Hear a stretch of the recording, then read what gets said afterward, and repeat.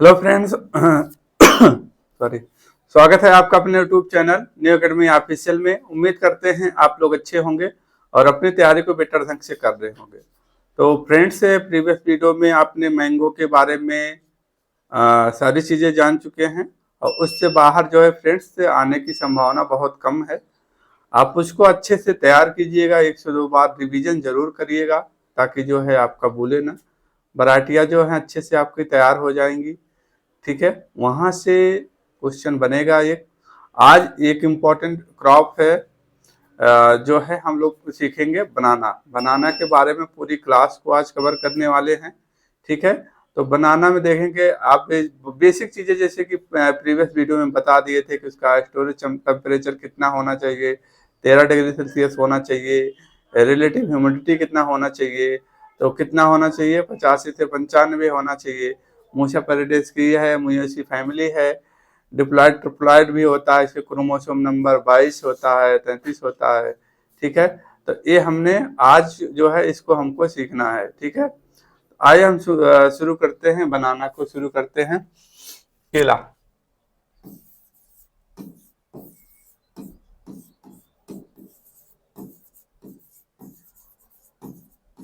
ठीक है, बनाना को शुरू करते हैं। तो इसको क्या कहा जाता है? केला को कहा जाता है स्वर्ग का फल कहा जाता है, कल्पतरु कहा जाता है।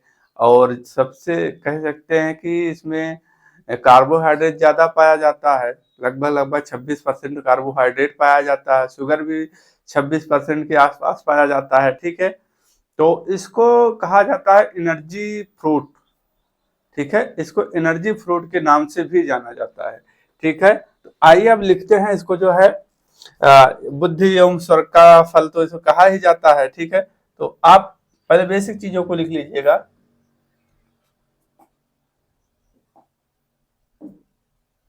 इसे जो है, इसे बुद्धि एवं स्वर्ग का पेड़ कहा जाता है, एवं स्वर्ग का पेड़।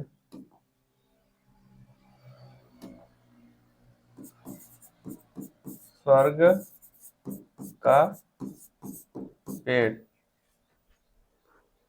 और जो है इसे कल्प वृक्ष भी कहा जाता है। कल्प वृक्ष, कल्प वृक्ष भी कहा जाता है। एनर्जी सोर्स है, यानी कि ऊर्जा देने वाला है, फास्ट एनर्जी सोर्स। ठीक है, केला आप खाते हैं तो फास्ट एनर्जी सोर्स, ये भी लिख लीजिएगा क्योंकि पूछा जा सकता है फास्ट एनर्जी सोर्स के रूप में कौन सा फल हम खाते हैं। तो बनाना खाते हैं। और हमारे भारत में सबसे ज्यादा खाया जाने वाला फल कौन सा है? यही बनाना है। ठीक है, तो इतना हो गया। अब हम बात कर लेते हैं, बियन नेम याद कर लेते हैं। इसको लिख लीजिएगा आप लोग इसी हिसाब से। तो मूसा पेराडिस का है, इसका बियन नेम क्या है? मूसा पेरा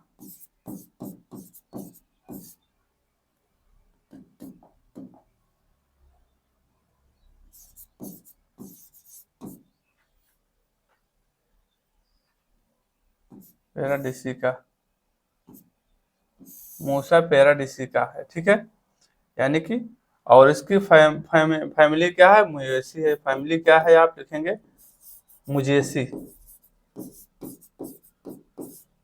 बेसिक क्लासों में हमने सब चीजें क्लियर किया है।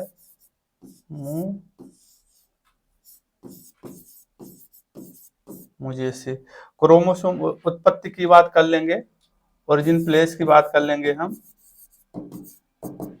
ओरिजिन प्लेस क्या है? भारत में है। ठीक है, ओरिजिन प्लेस कहाँ है इसका? भारत है।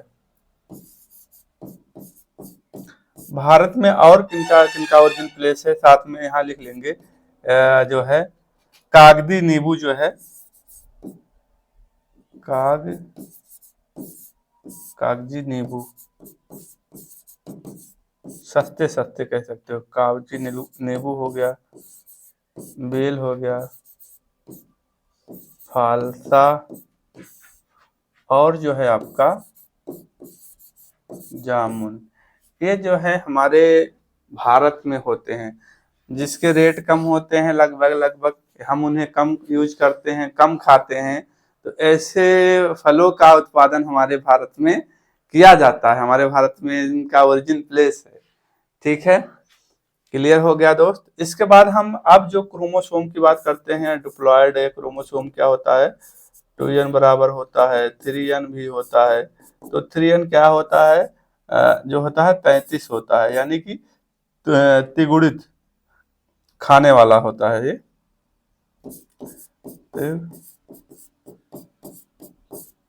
तिगुणित, ठीक है, तिगुणित यानी खाने योग्य,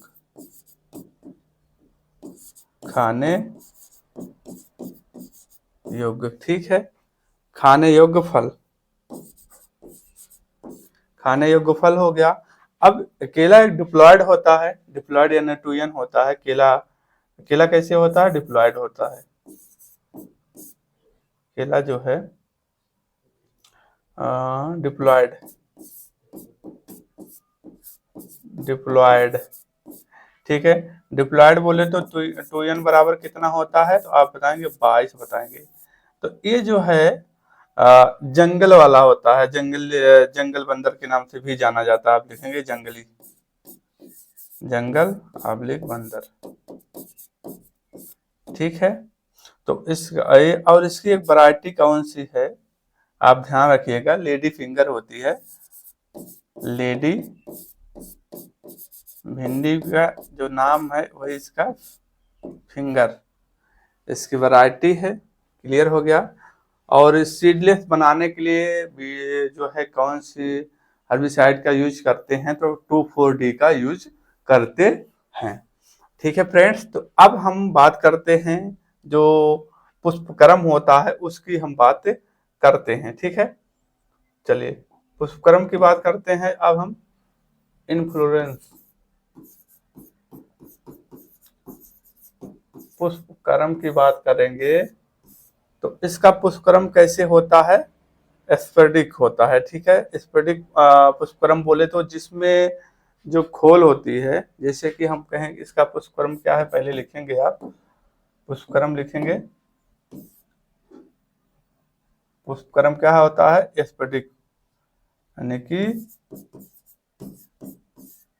स्फटिक्स,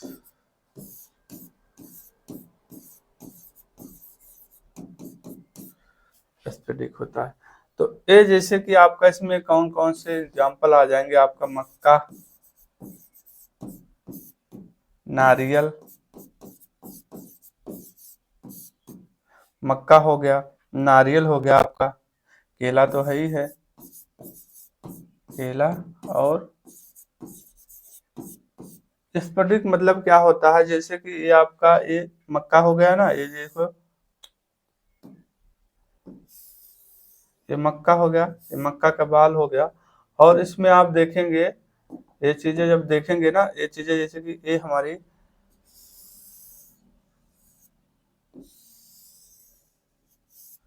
ये यानी कि जो खोल होता है कुछ इस तरीके के बना रहेगा ना, मक्का ऐसे ऐसे तो ये जो उसके अंदर होता है, जैसे कि आपका केला हुआ है, केला हो गया, तो केला भी तो इसके ऊपर छिलका रहता है। तो वो कहने का मतलब जिसमें ये खोल पाया जाता है, यानी कि चादर कह सकते हो, परत कह सकते हो, तो जिसमें ये चीज पाया जाता है उसका फ्रूट पुष्पक्रम कैसे होता है, स्फटिक होता है। ये क्लियर हो गया। अब केला में जो होता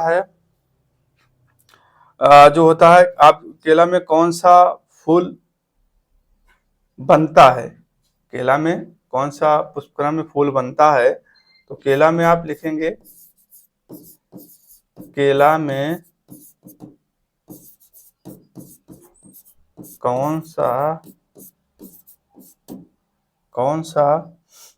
फूल बनता है, कौन सा फूल बनता है। तो इसकी जब फूल कौन सी फूल बनता है इसकी बात करेंगे, तो कौन सा फूल बनता है, तो इसमें जो है फीमेल और उभयलिंगी बनता है, फीमेल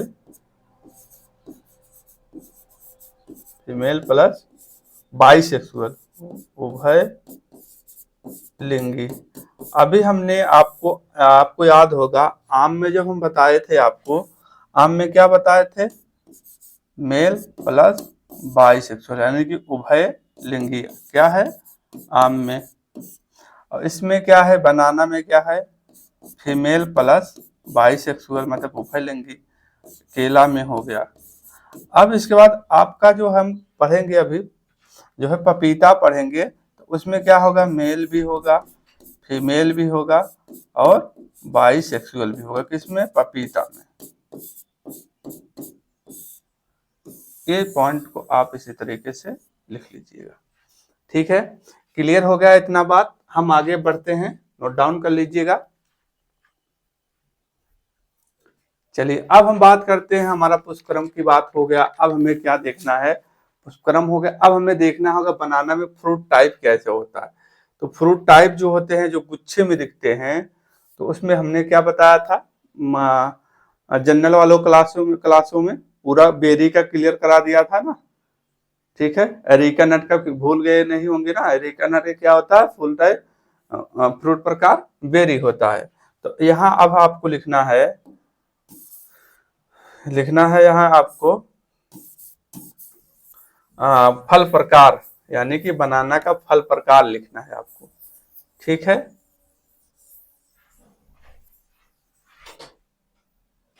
फल प्रकार, फल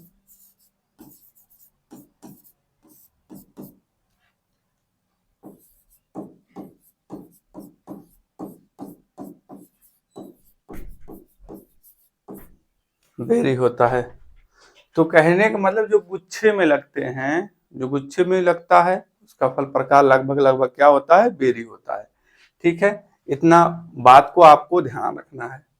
तो अब हम बात कर लेंगे इसका प्रवर्धन कैसे किया जाता है। प्रवर्धन में हमने बताया है क्लास में, प्रवर्धन कैसे होता है, प्रोपोगेशन कैसे होता है, तो शकर के द्वारा होता है। इससे तो ये जो है हमारा शकर्स होते हैं, जैसे ये हो गया आम का, ये हो गया केला का पौधा हो गया, तो जो यहाँ से ये हो गया, ये मिट्टी हो गई, तो यहाँ से जो निकलते हैं ये कहते हैं शकर। यह जो होता क्या होता है, राइजोम होता है। यहाँ क्या होता है, राइजोम। तो यही कह सकते हूँ, इसी को जो होता है शकर्स होते हैं इसी। और ये क्या हो जाएगा आपका, आभासी तना होता है यहाँ तक, आभासी तना इसको बोला जाता है, ठीक है। तो प्रवर्धन कैसे होता है, राइजोम यानी शकर से होता है प्रवर्धन। केले में क्लियर हो गया। अब जो मॉडर्न टेक्नोलॉजी आई है, यानी कि प्रवर्धन की आधुनिक विधि जो है, उसको लिखना है मॉडर्न टेक्नोलॉजी में, आपको लिखना है जो है प्रवर्धन की आधुनिक विधि लिखेंगे, प्रवर्धन की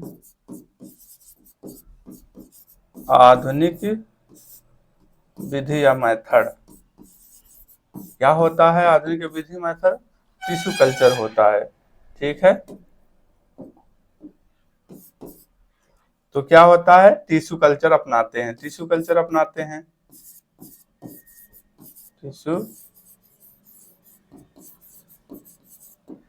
टिश्यू कल्चर से अपनाने से मेरिस्टॉन कल्चर होता है इसमें। तो हमारा आम मतलब केले का पौधा जो एक ही बार हम उसका यूज कर पाते हैं, यानी कि एक ही फल जो है हम करते हैं, इसके बाद उसका डेथ हो जाता है, खराब हो जाता है, खत्म हो जाता है। तो इस माध्यम से जो है मॉडर्न टेक्नोलॉजी से हम जो है 2 से 3 साल तक उससे फल ले सकते हैं, यानी कि 2 से 3 बार जो है हम फल लेते हैं। तो ये मॉडर्न इसमें आपको मेरिस्टॉन कल्चर से होगा। तो टिश्यू कल्चर जो है अपनाते हैं, ठीक है, अपनाते हैं टिश्यू कल्चर। अब टिश्यू कल्चर की वजह से केला में वायरस का जो प्रकोप होता है वो बहुत कम होता है, ठीक है। तो जो होता है इसमें लिखेंगे टिश्यू कल्चर की वजह से, टिश्यू कल्चर की वजह से केला में वायरस का प्रकोप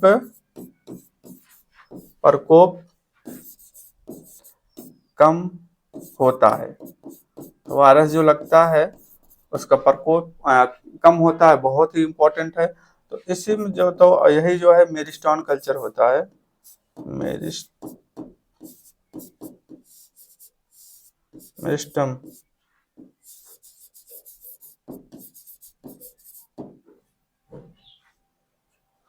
तो इसके माध्यम से क्या करते हैं, 2 से 3 बार जो है हम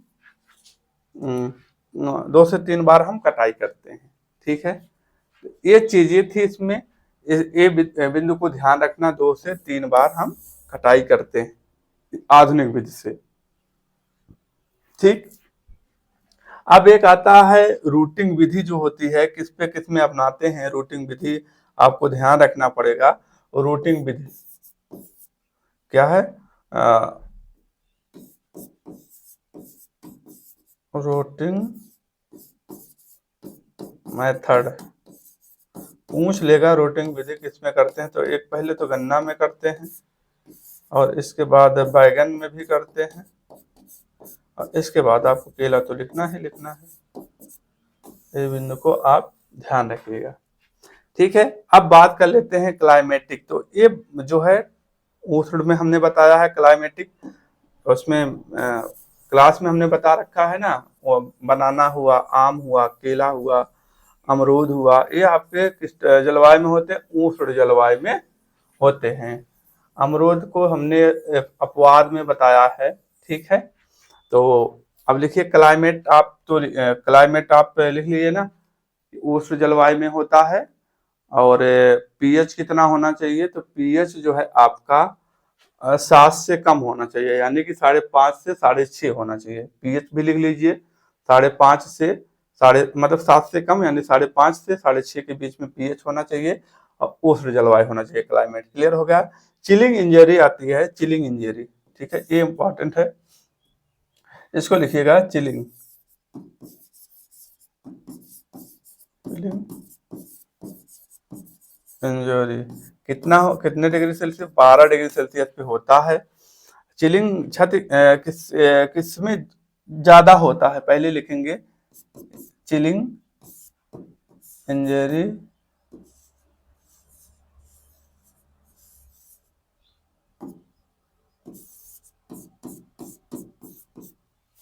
चिलिंग इंजरी क्षति। ठीक है, तो क्षति जो है किसमें होता है,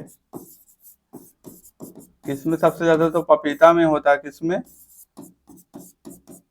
होता है सबसे ज्यादा, तो पपीता और आंवला में होता है चिलिंग इंजरी। कितना डिग्री पे, ये 12 डिग्री पे। तो कौन कौन से हैं किसमें ज्यादा देखने को मिलता है, तो आप लिखेंगे, पहला लिखेंगे, पहला तो केला हो गया, केला हो गया, आम हो गया, पपीता, पपीते के बाद आंवला हो गया, संतरा हो गया, आंवला और संतरा। सबसे ज्यादा किसमें आपको चिलिंग इंजरी से क्षति जो है देखने को मिलता है, तो आप जो है आंवला और पपीता को बताएंगे। आंवला और पपीता को आप ध्यान रखिएगा, इसमें इससे जो है क्षति, जो है चिलिंग इंजरी से क्षति जो है सबसे ज्यादा होती है, और 12 डिग्री सेल्सियस पर होता है। अब स्टोरेज टेम्परेचर हमने बताया था, भंडारण के लिए जो है आपका टेम्परेचर केले के लिए कितना होना चाहिए, तो भंडारण के लिए डायरेक्ट पूछ लेता है, तो इसका हमने पहले बताया है आपको, 13 डिग्री सेल्सियस पर होता है। ठीक है, अब बात कर लेंगे, हम बात करते हैं सबसे ज्यादा कार्बोहाइड्रेट। हमने बताया सबसे ज्यादा कार्बोहाइड्रेट एनर्जी फ्रूट के नाम से जाना जाता है। और ठीक है, आप कार्बोहाइड्रेट लिखेंगे, कार्बो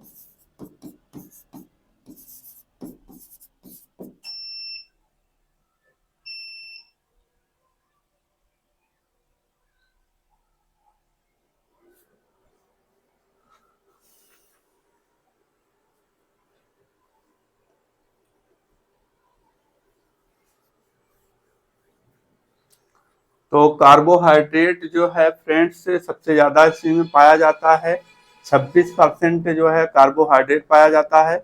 चल रहा है सर? तो टेक्निकल दिक्कत हो गई, लाइट का इशू है थोड़ा। ठीक है, तो सबसे ज्यादा कार्बोहाइड्रेट 26%। तापमान कितना होता है इसका? तो 26%। शुगर की मात्रा कितनी पाई जाती है? तो 26% पाई जाती है। और ये एनर्जी फ्रूट है, एनर्जी फल के नाम से जाना जाता है, फास्ट एनर्जी सोर्स के नाम से जाना जाता है। इतना पॉइंट आप जो है फ्रेंड्स नोट डाउन कर लीजिए। ठीक है, तो अब हम बात कर लेंगे, और विश्व में केला उत्पादन में भारत का प्रथम स्थान है। ठीक है, इस बिंदु को भी ध्यान रखना है आपको।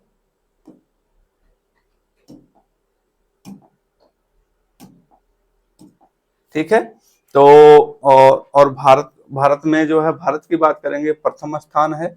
और भारत अग्रणी राज्य में जो है कौन सा है? तमिलनाडु में। जो करंट का डाटा है फ्रेंड्स, तो वो जो है अभी उस पर ध्यान ना दीजिए, करंट उत्पादन कौन करता है, कौन सा प्रथम स्थान है। करंट के लिए मैं जो है एक वीडियो बनाऊंगा, एक उसमें पीडीएफ सारे एक साथ में लिखूंगा कौन प्रथम है, चाहे वो एग्रोनॉमी की क्रॉप हो, चाहे हार्टिकल्चर की क्रॉप हो, या कोई भी हो जो प्रथम है भारत में उसको प्रथम लिखेंगे। इसके बाद चीन जो प्रथम है उसमें लिखेंगे। ठीक है, उसको हम अलग से बताएंगे। ठीक है, अब हम बात कर लेंगे, तो इसको जानते हो कल्पतरू के नाम से जाना जाता है। और केला की पत्ती को जो है जैविक रूप से हम लोग यूज करते हैं, हम लोग नहीं, साउथ के लोग जो है इसको यूज करते हैं, पतरे मतलब इसमें खाना खाते हैं। ठीक है, तो ये हो गया। और भारत में सबसे ज्यादा खाया जाने वाला फल हो गया। अब हम बात करेंगे, और इसकी जो होता है, केला केला में क्या प्रचुर रूप से प्रचुर मात्रा में पाया जाता है? तो केला में प्रचुर मात्रा में लिखेंगे, केला में प्रचुर मात्रा में क्या पाया जाता है? पोटास पाया जाता है, के पाया जाता है। ठीक है, पोटास पाया जाता। ठीक है, केला में प्रचुर मात्रा में पोटास पाया जाता है, इतना आपको ध्यान रखना होगा। इसके बाद जो है बुआई की विधि क्या है? नाली है। बुआई की विधि क्या है? बुआई की विधि की बात करेंगे तो क्या करेंगे? नाली विधि करेंगे, नाली विधि।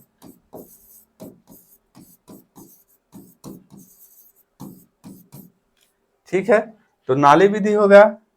केला को बीज रहित करने के लिए 2,4-D का यूज करते हैं ना, इसको लिखिए आप पहले तो। केले में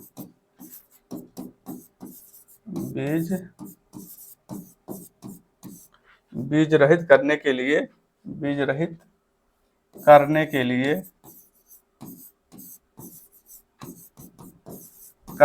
लिए, इसका 2,4-D, 2,4-D का @ 25 ppm का उपयोग करते हैं, 25 ppm का उपयोग करते हैं, 25 ppm का उपयोग करते हैं। क्लियर हो गया। इसके बाद जो इसमें गुच्छा बंच को बढ़ाने हेतु जो है पोटास का भी यूज किया जाता है। पूछेगा ये जो है बंच यानी कि गुच्छा का वजन बढ़ाने हेतु, और बंच यानी कि गुच्छा का वजन बढ़ाने हेतु जो है पोटास का प्रयोग करते हैं। ठीक है, इतना बिंदु। अब हम महत्वपूर्ण जो इसमें क्रियाएं होती हैं, इसको आप लोग नोट डाउन कर लिए होंगे। महत्वपूर्ण जो क्रियाएं होती हैं, जैसे कि आपका डिसेबलिंग हो गया, डिसेकरिंग हो गया, ठीक है, वो क्वेश्चन इंपॉर्टेंट है, इसको आप लोगों को ध्यान में रखना होगा। ठीक है, इसको आपको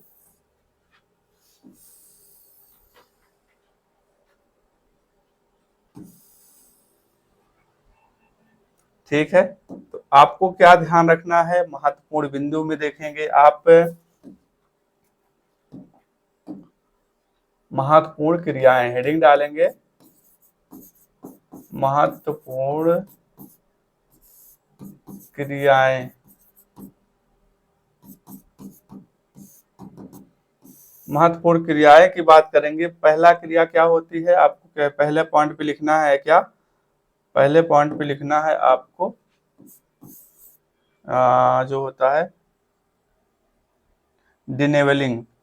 पहला पॉइंट पे लिखना है क्या, जो है डिनेबलिंग।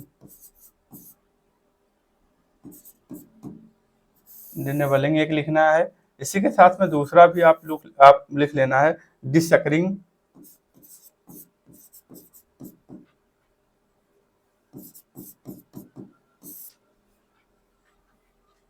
डिसकरिंग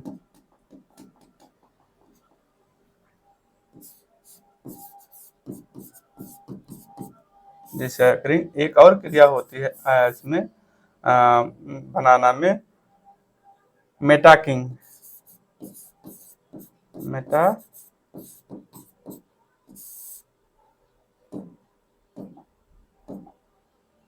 मेटाकिंग लिखना है।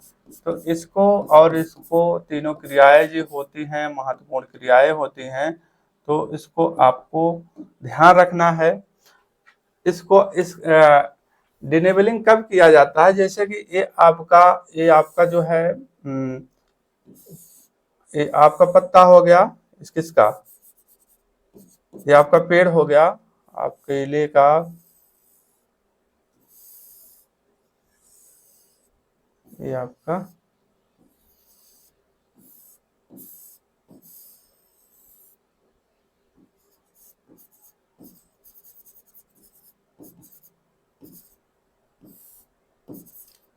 केला लगा है ना, एक केला लगा। ये जो है क्या है, ये जो क्या है, नर पार्ट है। ये क्या है, नर पार्ट है। तो इसी जो है मादा, और इसको क्या कहते हैं, जो फल लगे हैं मादा, तो इसी को क्या कहते हैं आप, मादा अवस्था समाप्त होने पर नर भाग को काटकर निकाल देना। तो ये नर भाग जो है, इसको हम जो काट के निकाल देते हैं, इसको काट के निकाल देते हैं, ठीक है, तो इसी को क्या कहा जाता है, डिनेबलिंग कहा जाता है। यानी कि मादा, आप लिखेंगे ना, मादा अवस्था समाप्त होने पर, मादा अवस्था समाप्त होने पर नर भाग को हटाना। समाप्त होने पर नर भाग को हटाना, ये नर भाग है। और ये जो हमारे जो फल वाले पार्ट हैं, ये आपका मादा पार्ट है। क्लियर है, क्यों, क्योंकि इसको हटाना जरूरी रहता है, क्योंकि जो न्यूट्रिएंट यहाँ से जाते हैं, तो यहाँ से जाते हैं न्यूट्रिएंट, तो इसको मिलता है, यहाँ तक नहीं पहुँच पाता है, और इसको जरूरत हो जाती है, इसलिए इसको निकाल देना ही सही होता है। और इसको जो है हम सब्जियों के रूप में जो है यूज कर लेते हैं, खाने के रूप में इसको हम नर पार्ट को यूज कर लेते हैं।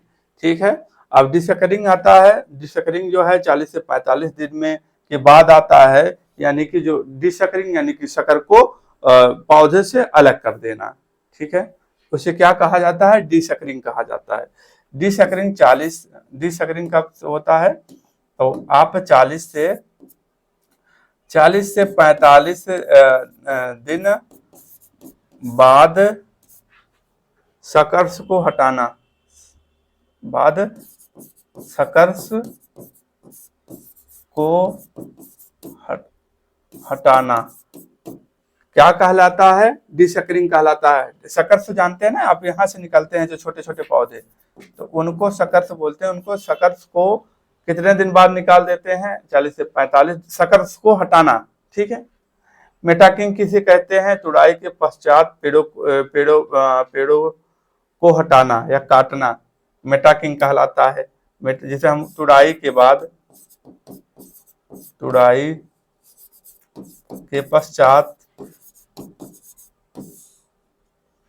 पेड़ों को हटाना, पेड़ों हटाना अब्लिक काटना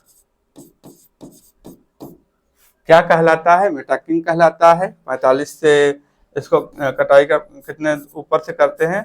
तो 45 सेंटीमीटर से 60 सेंटीमीटर तक हम करते हैं, ठीक है। यानी कि ये पौधा हो गया, ये पौधा हो गया, तो इसको जो यहाँ से मान लीजिए इतनी दूर क्या होगा?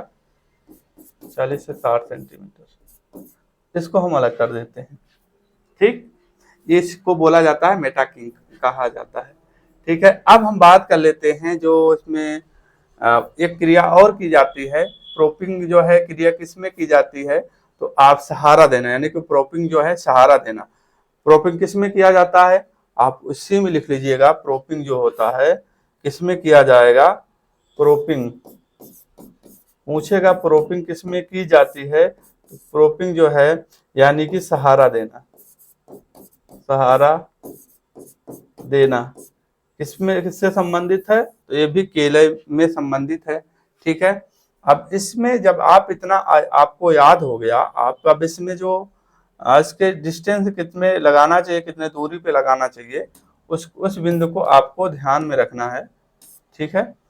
उसमें जैसे हम कहें कि आईसीआर के तरफ से जो है, आईसीआर के द्वारा जो है कितने दूरी पे करना चाहिए, लगाना चाहिए, तो आईसीआर ने क्या कहा है? 2x2 ICAR, तो इसने कहा है 2x2 मीटर स्क्वायर, ठीक है। वर्तमान में high HDP high density of planting जो है वर्तमान में हाई डेंसिटी ऑफ प्लांटिंग जो है 1.25 गुणे 1.25 मीटर स्क्वायर करते हैं। और एक हाई डेंसिटी ऑफ प्लांटिंग में घातक बीमारी लगती है, फिंगर टिप होती है, ठीक है। इसको आपको ध्यान रखना है, इतना पॉइंट को पूछेगा, ऐसे पूछ लेगा आईसीआर के अनुसार, या वैसे अगर ये ऑप्शन में नहीं रहेगा तो इसको आप क्लिक कर देंगे, बाकी इसको। अब हम बात कर लेंगे फ्रेंड्स जो महत्वपूर्ण किस्में हैं, आपको किस्मों को याद रखना है, इसके बाद हम रोग पे चलेंगे, ठीक है। तो किस्मों को याद रखना है आपको, किस्में जो हैं यानी कि वैरायटियों को याद रखना है आपको। किस्में, पहला किस्म आप याद रखेंगे। पहला क्या है? ड्वार्फ, ड्वार्फ कैवेंडिश,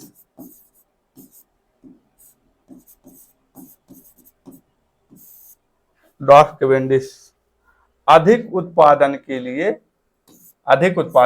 है, अधिक उत्पादन। ड्वार्फ कैवेंडिश क्या करता है? कैसे अधिक उत्पादन के लिए लगाते हैं, अधिक उत्पादन के लिए लगाते हैं। कौन सा? ड्वार्फ कैवेंडिश हो गया पहली वैरायटी। दूसरी वैरायटी आपको ध्यान रखना है नेंड्रन,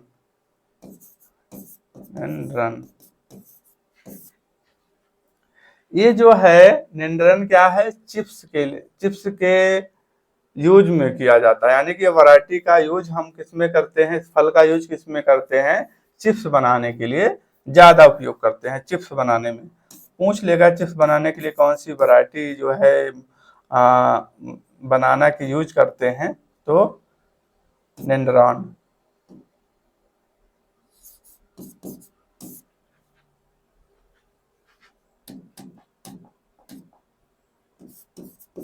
चिप्स बनाने।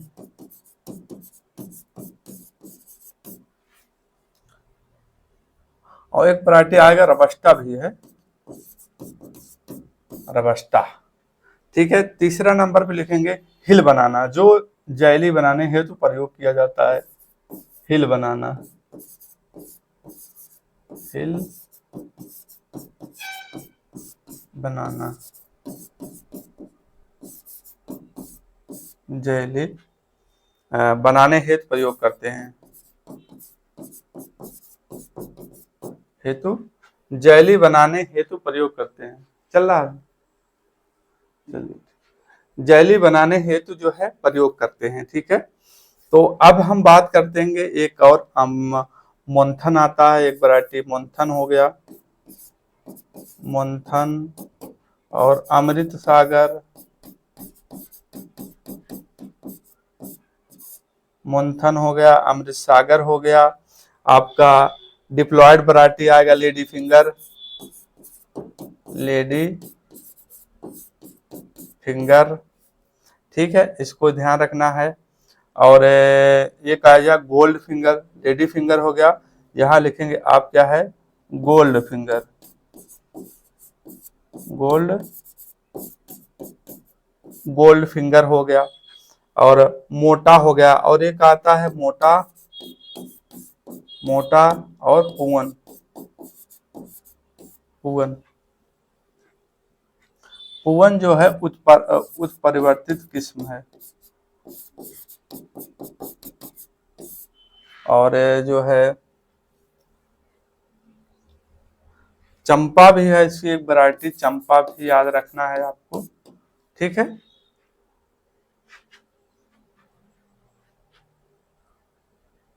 अधिक उत्पादन हेतु एक वैरायटी और है, आप ध्यान रखिएगा, बसराई करके आता है, बसराई होती है, बसराई। तो ये जो है महत्वपूर्ण वैरायटी हैं, आपको इतने जितने हैं आपको सारी जो है वैरायटियां याद होना चाहिए। ठीक है फ्रेंड्स, तो अब हम बात कर लेते हैं जो भंडारण टेम्परेचर हमने बता रखा है 13 डिग्री सेल्सियस, और रिलेटिव ह्यूमिडिटी कितना होना चाहिए, जितना आम में होती है उतना इसमें भी होती है, 85 से 95%। ठीक है, डिग्री सेल्सियस होना चाहिए। अब हम रोग की बात करते हैं, रोग जो लगते हैं उसको हम बात करते हैं। ठीक है, तो पहले हम क्या करेंगे, जो है कीट को याद कर लेते हैं, कीट कौन से लगते हैं, इसमें 2-3 कीट इंपॉर्टेंट हैं, इनको देख लीजिए।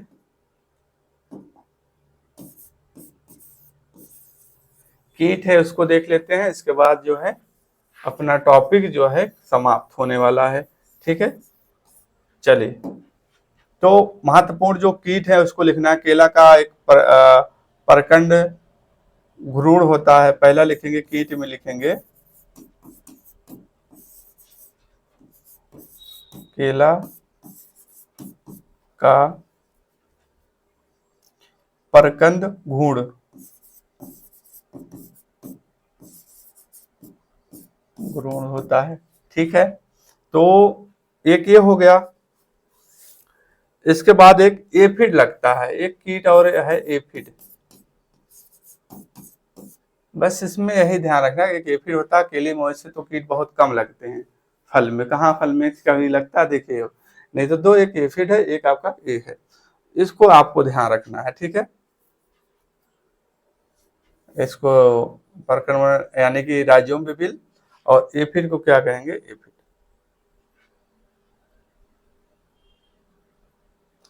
एफी क्या है, जो बंची टाप लगता है बनाना में, तो उसका जो है ये वाहक होता है, ये पॉइंट आपको ध्यान रखना है कि ये हो गया। अब आपको रोग याद रखना है, रोग की बात करते हैं।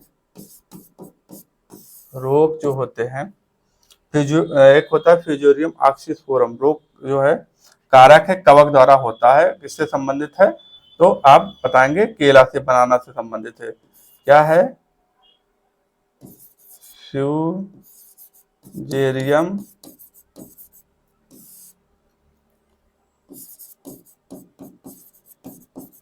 ऑक्सीस्पोरम,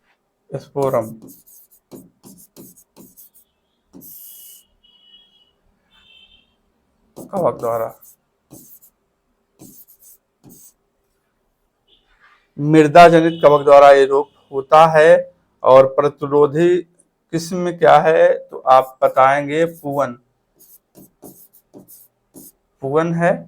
और उपचार कैसे करेंगे इसका उपचार, तो उपचार कैसे करेंगे, तो उपचार हम चूना डालकर करेंगे, चूने से इसका उपचार किया जाता है। ठीक है। अब एक आता पनामा बिल्ट, ये भी बहुत ही इंपॉर्टेंट रोग है, पनामा।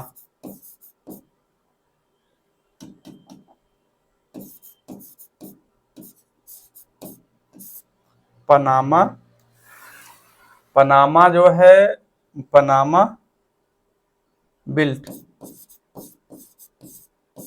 पनामा बिल्ट की बात कर लेंगे तो हम जो है पनामा बिल्ट की बात कर लेंगे तो फ्यूजेरियम ऑक्सीस्पोरियम,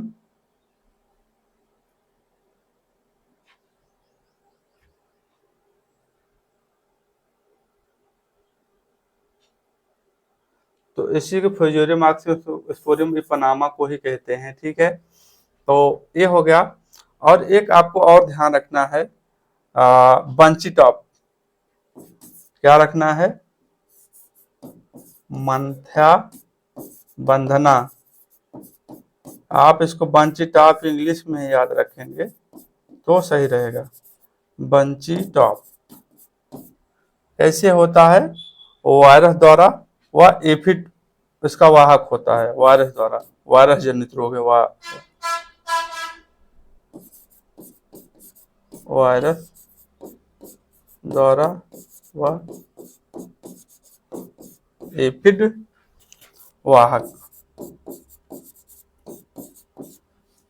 यह पनामा बिल्ट हो गया, फ्यूजेरियम ऑक्सीस्पोरियम, और इसके बाद आपका बंची टॉप हो गया।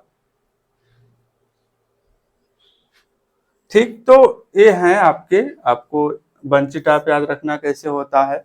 और डिजीज वाले हमने क्लास में रोग क्या स्पेशली वीडियो बना रखा है, आप वहां से भी और देख सकते हैं। ठीक है, तो बंची टॉप याद रखना, पनामा बिल्ट याद रखना है, फ्यूजेरियम ऑक्सीस्पोरियम। ठीक है फ्रेंड्स, तो आज की क्लास यहीं तक रखते हैं, मिलते हैं अगले टॉपिक में। तब तक के लिए अपना ख्याल रखना, अपने माता पिता का ख्याल रखना। जय हिंद, जय भारत, वंदे मातरम।